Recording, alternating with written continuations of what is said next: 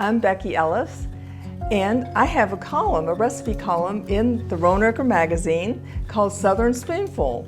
And this month we are celebrating spring, the arrival of spring, and we are celebrating with eggs because eggs in many cultures represent refreshing and rebirth, and eggs are just a good symbol of spring. So I'm going to start with one of my husband's favorite recipes, an over-easy egg. And whenever I'm cooking over-easy eggs, I always end up breaking the yolk. But that's not supposed to happen because the over-easy egg should have a nicely cooked white and then a runny yolk. Well, I've found a foolproof way, guaranteed, that you will not break the yolk on an over-easy egg, and they're called basted eggs. The way I do it is I crack an egg into a bowl, and the reason I do this is because sometimes I get shell in my egg. And if I do get shell in my egg, I can very easily remove it with another shell, and it will just adhere to the shell, and I can pick it right up and that eggshell is gone. Then I'm going to put a little egg ring in my melted butter. I have about, say, a half a teaspoon of melted butter in the pan. I've got medium heat in a little saute pan, and I'm going to put my egg right in, and the egg ring will help keep the shape of the egg and make it sort of like a egg McMuffin shape. So I'm cooking my egg, and the yolk will start to get nice and cooked in the melted butter for about a minute. And then I'm going to add about a tablespoon of water. And that way, you're not only frying, but you're also steaming. You can hear it sizzle.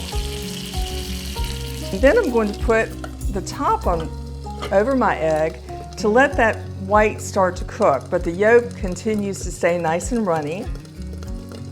I'll add a little bit of seasoning to my egg. Now's a good time to do that. Put a little pepper on my egg.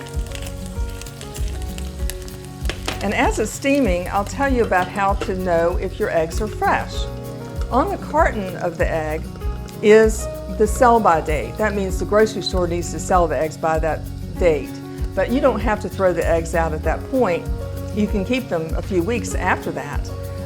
There's also a 3-digit number, and it'll be 001 for January 1st and 365 for December 31st. My number is 042.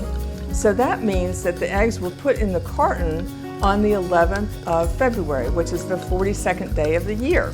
Also, you can take an egg and put it in a glass of water. And if it sinks, which my egg luckily did, that means it's fresh. If it's about the middle, it's still good to use. But if it's floating on top, that means there's a lot of air in the egg and the air pocket's filled up. And so it's probably an old egg, and you won't want to use it. Just toss that egg out. Then I'll take the lid off, and I'll take a spoon, and this is where the basting comes in. I'll take my egg ring off. Look how pretty and round that is. And I'll actually baste the white of the egg so that it will cook the white but not the yolk. I'm going to take my egg very carefully because I don't want the yolk to break until my husband digs into it. And I'll show you that the yolk is perfect and the white is nicely cooked. So that's a basted egg, and it will be perfect every time, I promise. In the South, we often celebrate with brunch, and your brunch table is not complete without Southern deviled eggs. I can't wait to share my recipe for Parmesan Cream Deviled Eggs with you today. I have a trick that you can boil eggs or hard boil eggs without using any water. And the way I do this is in a muffin tin. And I simply put my eggs in the muffin tin, in the shell, with no water, at 325 degrees for 25 minutes. And they come out perfectly hard boiled. Now your eggs may have little spots on, the shells may have little spots on them from the baking, but don't worry, they won't show up on the inside of the egg. Once they come out, and this is true for boiling eggs as well, plunge them in ice water. This will help them peel easily. Then you'll find that each egg has an air pocket on the end. So just crack the little egg pocket and that will start your peeling very easily. So I've peeled my little eggs, and what I'm going to do is when you have them for deviled eggs, sometimes on your plate they can get a little wobbly. So what I like to do is, instead of cutting them horizontally, I cut a little bit off each end of my egg, and then I cut them in half, just like that, so they sit up straight, and your eggs will never get wobbly. So now I'm going to fill my egg with my Parmesan cream filling, which is the yolk, along with some baked prosciutto and some little cheese, Parmesan cheese, some sour cream and mayonnaise. Then I'm going to garnish my egg with Aunt Carol sauce. And Aunt Carol sauce is a sauce that's made in Blacksburg, Virginia by Aunt Carol's nephew, who wanted to keep her lovely recipe alive. And it's a nice spicy tomatoey sauce that I will spoon over my deviled eggs. It's the perfect combination with any egg flavor. Also, a few fresh chives and a little bit of smoked paprika. And that will really wow your guests. They will love it at your spring brunch.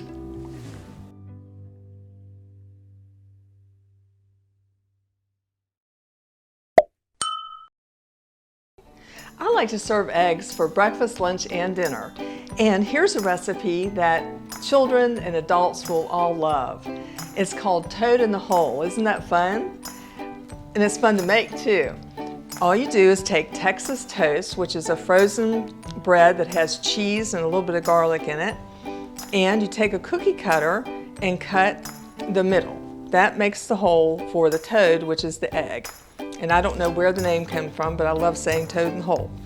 So then you just mash down the middle a little bit to make a little indentation, and take some prosciutto and just fold it over on top of the little cutout.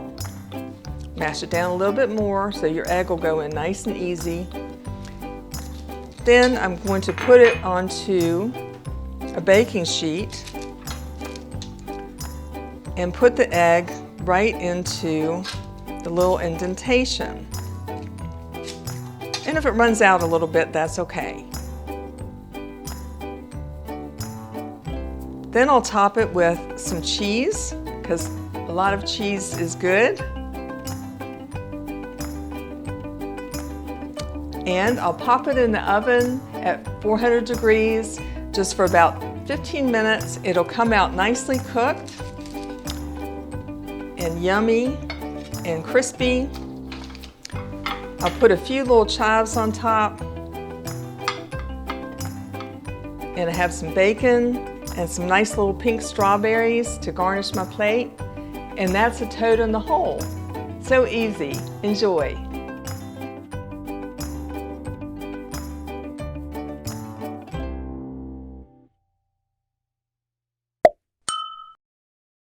In the South, we do love our cocktails. And did you know that you can add egg whites to your cocktails to make a nice little foamy top?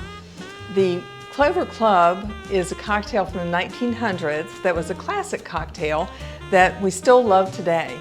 And it does use egg white, but you may or may not want to use a fresh egg white in your cocktail. So if you don't want to use the fresh egg white for food safety reasons, if you're immune compromised or something like that, you can use pasteurized egg whites, and you can get these in the egg section of your grocery store. And they come in a package like this. The Clover Club starts with gin, and I'd love to use this lovely gin called Empress Gin. It has a beautiful indigo color, but it's actually a little magical, because when you add any type of citrus, like I'm going to add lemon juice, it will turn a beautiful pink color. and it's really quite magical. So I'm going to add this to my cocktail shaker, and then I'm going to add some raspberry syrup that I made from seedless raspberry jam and fresh raspberries. I added the lemon juice, and now I'm going to add my egg white and a little bit of sugar. Then I'm going to do a dry shake. And the reason it's called a dry shake is because you don't add the ice quite yet. This will start to emulsify the egg white. Then I'm going to add my ice and give it another nice little shake.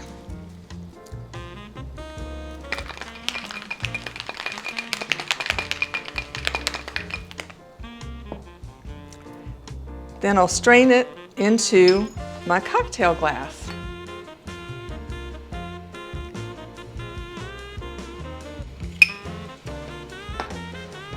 And that has a perfect little foamy top for my Clover Club. A fresh raspberry garnish. Cheers!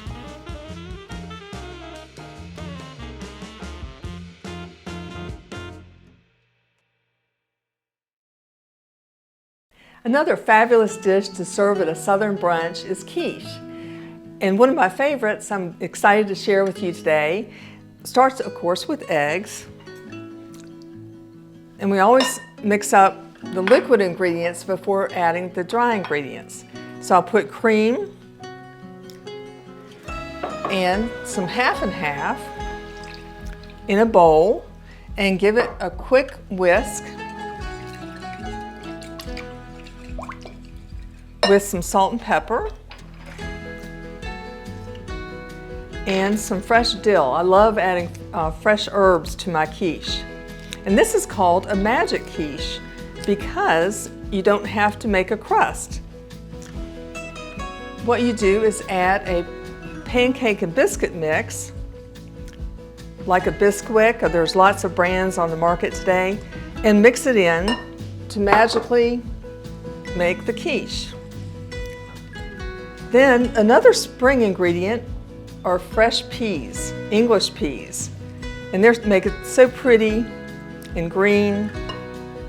And then some chopped ham. And I'm partial to Edwards ham, along with lots of cheese. A little cheese is good and a lot of cheese is better. Then you just pour it into your pan and bake your quiche. And I have one all nicely prepared right here that I'm going to cut. Look at that beautiful brown crust. So I'll cut into my quiche.